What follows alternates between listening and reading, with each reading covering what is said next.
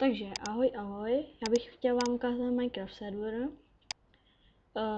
Začal jsem ho hrát asi tak včera. Je hamači a musíte mít takovýhle hamači, jinak vám to nepůjde. Jo, hamači je to, jméno hamači vám napíšu pod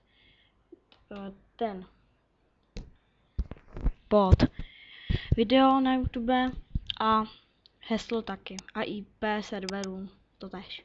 Takže provedeme se tam, ale ještě není hotové. Musíte se asi... Tak, ještě asi není hotové.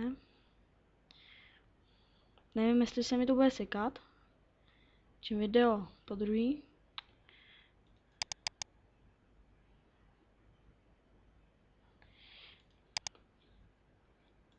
Co je s tím?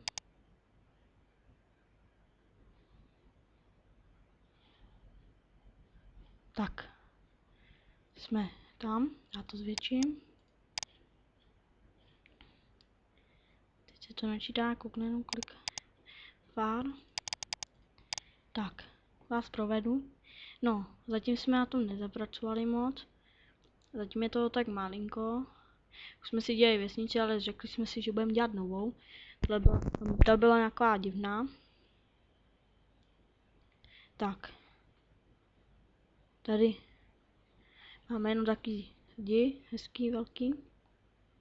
A tady máte, tady když se, přesně, tady na tom, kde je to, zlatým, když si tady stoupnu, tak tady se přesně objevíte, když půjdete na ten server, je to tady velký.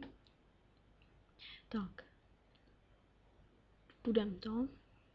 Kouknu, jestli je někdo online. Jenom já. Moc toho lidí zatím nehraje, asi jenom 4. No, tam je lítací dům. A tohle, když sem přijdete a zeptáte se admina, jmenuje se, jsem to zapomněl, čekejte, mám na Skypeu, Brian, tak vám dá hodnost admina, čekejte,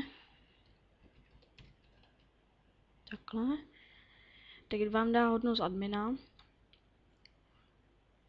Tak a tady si to přečtěte, co tady. On to hraje i jeden Slovák, Leparce mu. No, a tady si můžete postavit domečky, tady budeme město, tady už si někdo něco stavil. O nevím, čí to je, jsem tu nebyl. Kouknem.